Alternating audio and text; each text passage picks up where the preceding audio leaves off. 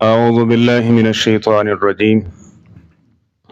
سورۃ البقرہ آیت نمبر 196 انشاءاللہ آج ہم پڑھیں گے۔ بسم اللہ الرحمن الرحیم۔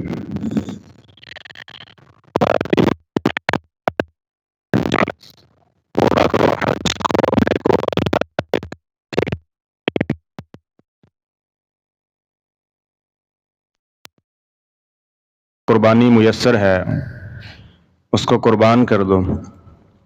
ولا تحلقوا رؤوسکم، اور اپنے سر مت منڈواؤ، حتی یبلغ الہدی محلہ، یہاں تک کہ قربانی اپنی حلال ہونے کی جگہ کو پہنچ جائے۔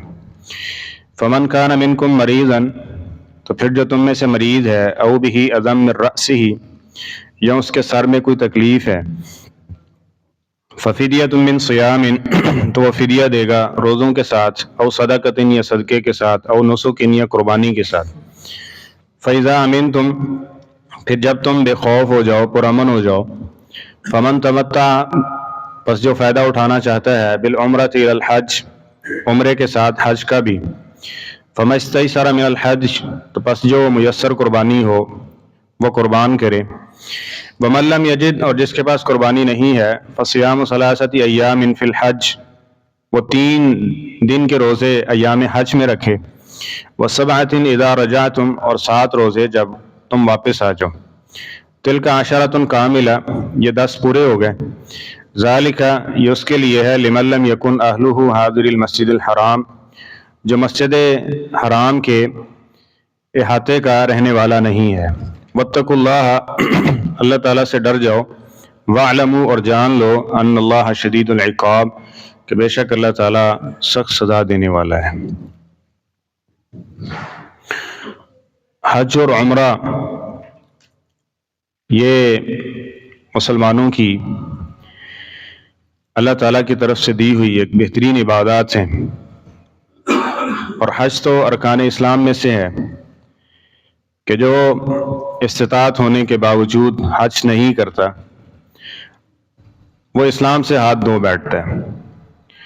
استطاعت کے اندر کیا ہے؟ سب سے پہلے کہ وہ سفر کرنے پہ قادر ہے، وہ ایسا مریض نہیں ہے کہ سفر ہی نہیں کر سکتا۔ اس کے بعد راستہ وہ پرامن ہو، اور تیسری چیز وہ سادہ راہ ہے کہ اس کے پاس آنے جانے کا، کھانے پینے کا یہ خرچ موجود ہو، تو اس کے اوپر حج فرض ہو جاتا ہے، اور اس کو حج جو ہے وہ جلد ادا کرنا چاہیے۔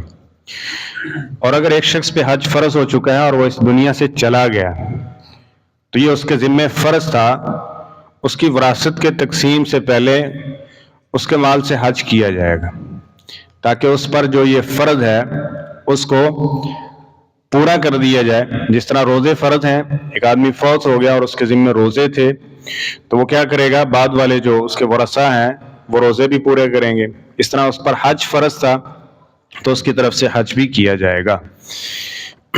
اور نبی کریم صلی اللہ علیہ وسلم نے فرمایا ہے، تابعوا بین الحج والعمرہ، یہ جو پیچھے ہم نے یہ ایک آیت پڑھی ہے نا درمیان میں، وانفقوا فی سبیل اللہ، اور کل بات ہوئی تھی اس پہ کہ اس آیت کا تعلق سابقہ آیت کے ساتھ بھی ہے اور آئندہ آیت کے ساتھ بھی ہے۔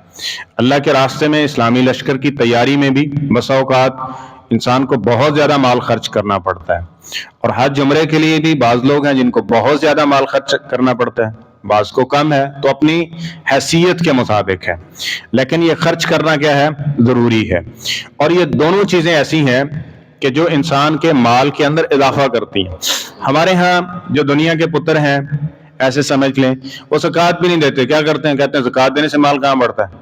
حالانکہ اللہ تعالیٰ نے تو یہی فرمایا نا کہ اللہ کے راستے میں آپ خرچ کریں گے تو اس سے مال بڑھے گا۔ تو کم ہو رہا ہے، کہاں بڑھ رہا ہے؟ سود سے مال بڑھتا ہے، سود سے مال بڑھتا ہے۔ آگے باتیں آئیں گی، ہم پڑھیں گے وہاں پہ۔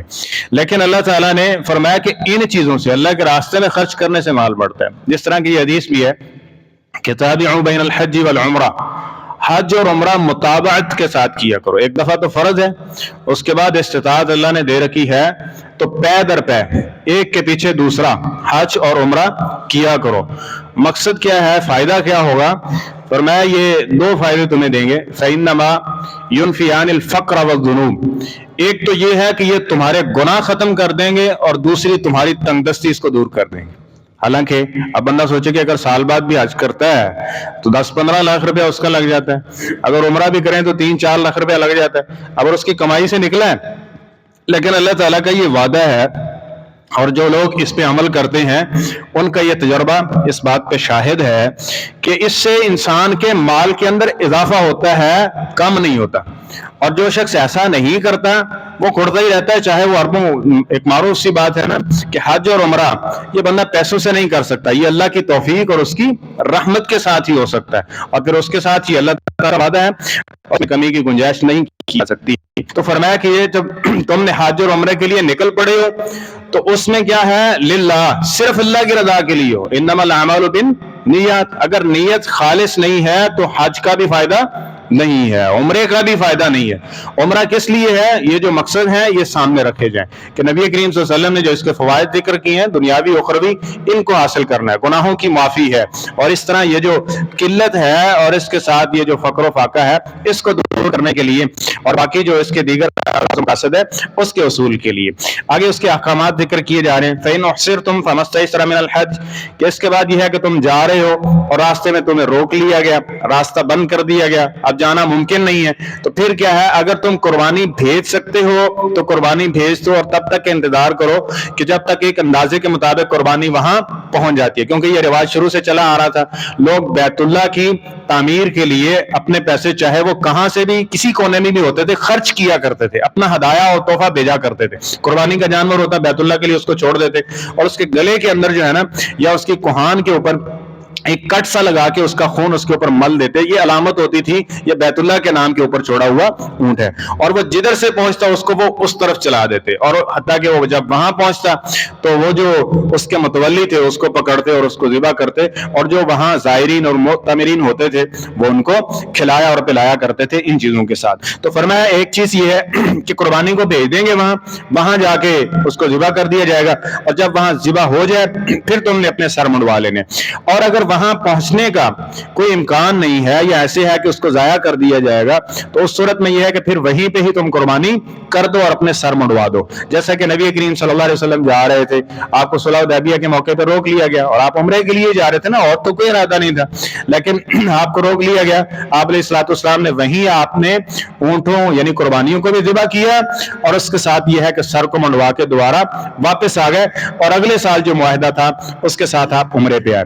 اور یہاں ایک اور بھی بات جو ہمارے ہاں عام معروف نہیں ہے کہ قربانی جو ہے وہ صرف حج میں ہوتی ہے، قربانی عمرے میں بھی کی جا سکتی ہے۔ نبی کریم صلی اللہ علیہ وسلم کا عمل یہی ہے، آپ عمرے کے لیے جا رہے تھے نا تو آپ قربانی لے کے جا رہے تھے، اور آپ نے وہاں اپنی طرف سے بھی کی ہے، اپنی اہل و عیال جتنے تھے ان کی طرف سے بھی آپ نے قربانی کی، 100 اونٹ کے لگ بھگ آپ نے بعد میں قربانی کی ہے، تو عمرے کے اندر بھی قربانی ثابت ہے۔ تو فرمایا کہ فمن کان منکم مریضا او بہ اذى من راسه، اب جو آدمی بیمار ہو جائے، اسی طرح اس کے سر میں کوئی تکلیف ہے، اس کا سر موڑنا پڑ گیا، احرام اس کا کھولنا پڑ گیا، تو ایسی صورت بنی ہے تو اس کو پھر فدیہ دینا پڑے گا۔ وہ فدیہ کیا ہے کہ وہ روزے رکھ لے، یا پھر یہ ہے کہ وہ ایک قربانی کرے گا یا پھر صدقہ کرے گا، اور اس کے بعد یہ ہے کہ جب وہ امن میں ہو جائے، اب جس آدمی نے حج تمتع کرنا ہے، حج تمتع یہ ہوتا ہے کہ آپ اپنے گھر سے نکلے ہیں عمرے کا احرام باندھ کے میقات سے، عمرہ کیا، عمرہ کرنے کے بعد احرام کھول دیا، اب جتنے دن ہے 5 دن 4 دن 2 دن جتنے بھی ہے، مہینہ جو بھی ہے، وہ آپ بغیر احرام کے رہیں گے، احرام کی کوئی پابندی نہیں ہوتی، اور اس کے بعد جب ایام حج شروع ہوں گے تو پھر حج کا جو ہے وہ احرام باندھ کے 8 ذی الحجہ کو مینا میں پہنچ جائیں گے، اس کو حج تمتع کہتے ہیں۔ حج مفرد کیا ہوتا ہے کہ آپ صرف حج کا ہی احرام باندھ کے جا رہے ہیں، صرف حج کریں گے، حج کر کے واپس آ گئے۔ حج قران کیا ہے کہ آپ اپنے گھر سے حج اور عمرہ دونوں کا احرام باندھتے ہیں، لیکن یہ ہے کہ حج تمتع میں عمرہ کر کے احرام کھولنے کی اجازت ہے، احرام کی پابندیوں سے آزاد ہو جائیں گے، لیکن اگر حج قران ہے تو اس صورت میں احرام بھی نہیں کھولا جا سکتا جب تک کہ وہ حج مکمل نہیں کر لیتا، اور تب تک وہ احرام کی پابندیوں میں رہے گا۔ اسی طرح اگر کسی نے حج تمتع کرنا ہے اور اس کے پاس قربانی نہیں ہے، اور وہ بیت اللہ کا رہنے والا بھی نہیں ہے، اگر بیت اللہ کا رہنے والا والا ہے تو اس کو قربانی کی بھی گنجائش ہے. اگر وہ بیت اللہ کا رہنے والا نہیں ہے تو فمن لم یجد, جس کے پاس قربانی نہیں ہے, فمن لم یجد فصیام ثلاثۃ ایام فی الحج, وہ 3 روزے ایام حج میں رکھے گا, 11, 12 اور 13, جو مینا کے اندر حاجی ٹھہرتے ہیں, یہ 3 دن وہاں روزے رکھے گا. وسبعۃ اذا رجعتم, اور 7 روزے وہ گھر آ کے واپس جو ہے نا دوبارہ وہ 7 روزے رکھے گا. تو یہ 10 روزے اس بندے کو پورے کرنے ہیں جس نے حج تمتع کیا اور اس کے پاس قربانی کی استطاعت نہیں تھی. تو ذالک لمن لم یکن اہلہ حاضر المسجد الحرام, یعنی یہ اس شخص کے لیے ہے جو مسجد حرام کا رہائشی نہیں ہے, یعنی بیت اللہ جو یہ جو شہر ہے نا اس کا رہائشی نہیں ہے. اگر اس کا رہائشی ہے تو اس کے لیے یہ قربانی اور یہ چیز ضروری نہیں ہے. واتقوا اللہ, اللہ تعالیٰ سے ڈر جاؤ. واعلموا ان اللہ شدید العقاب, یعنی یہ جو ایام حج, یہ جو مناسک ہیں, ان کو پورے کرنے ہیں تو کس سے؟ اللہ کو ڈرتے ہوئے. کسی کو تکلیف نہیں دینی, ایذا نہیں دینی. آگے باتیں آ رہی ہیں رفث, فسوق, جدال, اس طرح کی چیزیں, ان سے اپنے آپ کو بچانا ہے اور خالص اللہ تعالیٰ کی عبادت کرتے ہوئے, اس میں مشقت بھی ہے, یہ ساری چیزیں ان کو اٹھاتے ہوئے, برداشت کرتے ہوئے اللہ کی رضا کے لیے یہ سارے اعمال کو کما حقو بجا لانے ہیں. نہ کہ ایسا بعض لوگ یہاں سے جا رہے ہیں آج کے لیے, ہو جی اتنے دن وہاں رہنا, یہاں سے نا تاش اپنے ساتھ لے کے جا رہے ہیں, وہاں میدان مینا میں بیٹھے ہوئے ہیں, میدان مینا میں, ٹھیک ہے, اور وہاں تاش کھیل رہے ہیں. آج کل تو آن لائن سسٹم بن گیا, موبائل چلے ہوئے ہیں, حرم کے اندر بیٹھ کے بھی گیمیں چل رہی ہیں. اب کس لیے گئے ہو بھائی؟ ہوٹل پہ گئے ہیں تو وہاں ڈرامے دیکھ رہے ہیں, فلمیں چل رہی ہیں. حضرت واتقوا اللہ, اللہ کے لیے نکلے ہو اس سفر کے لیے تو اس سفر کو خالص روحانی بنانا چاہیے, نہ کہ ایک صرف انٹرٹینمنٹ کے لیے. ہاں وہ ساری چیزیں اپنی جگہ ہیں, لیکن وہ جو اللہ کی رضا اور گناہوں کی معافی کا چیز تھی اس کو ختم کر دینا اور اس کو صرف ایک انٹرٹینمنٹ بنا لینا, تو یہ سراسر غلط ہے. اللہ تعالیٰ سے ڈرنا چاہیے ایسے ان اعمال سے جو صحیح نہیں ہے. وَاعْلَمُوا, اور یہ جان رکھو ہمیشہ سے, ان اللہ شدید العقاب, کہ اگر تم وہاں نافرمانی اور بغاوت پہ آؤ گے تو پھر اللہ تعالیٰ سزا بھی کیا کرنے والا ہے؟ سخت دینے والا ہے. یعنی اس کے میں مشرکین مکہ کو بھی تنبیہ تھی, جو حاجیوں کو, جس طرح کہ نبی کریم صلی اللہ علیہ وسلم قربانی ان کو تکلیفیں دیا کرتے, پریشان کرتے, ٹھیک ہے, ایسے لوگوں کے لیے. اور آج بھی ایسے لوگ کہ جو ایسا کرتے ہیں, کسی کی جناب جیب کاٹ لی ہے, کسی کو اور کو تکلیف اور نقصان پہنچایا ہے, تو ان ساری چیزوں سے انسان کو بچنا ہے, کیونکہ ان ساری چیزوں کی اللہ تعالیٰ نگرانی بھی کر رہے ہیں. اور میں کیا کرتا ہوں, اس میں کوئی خلاف قانون کوئی بات ایسی کرو گے, معاملہ کرو گے, تو پھر یہ ذہن میں رکھو کہ ان اللہ شدید العقاب. جس طرح حج عمرہ کرنے پہ اللہ ثواب بہت زیادہ دیتا ہے نا, کہ نبی علیہ السلام نے فرمایا جب یہ واپس آتا ہے تو اس طرح یہ گناہوں سے پاک ہو چکا ہوتا ہے جس طرح آج ہی اس نے ماں کے پیٹ سے جنم لیا ہے. تو یہ فضائل بھی ہیں, لیکن اگر دوسرے راستے کا اختیار کیا جائے گا اس کو, تو پھر اس کی صورت میں سزا بھی سخت ہے. یعنی یہ خالص اللہ تعالیٰ کی رضا کے لیے ہونے چاہیے. اللہ تعالیٰ ہم سب کو بار بار حج اور عمرے کی توفیقیں بھی نصیب فرمائے, اور اپنی بارگاہ میں جو عبادات اور نیکیاں ہیں اللہ اپنی رضا اور رحمت سے قبول و منظور فرمائے.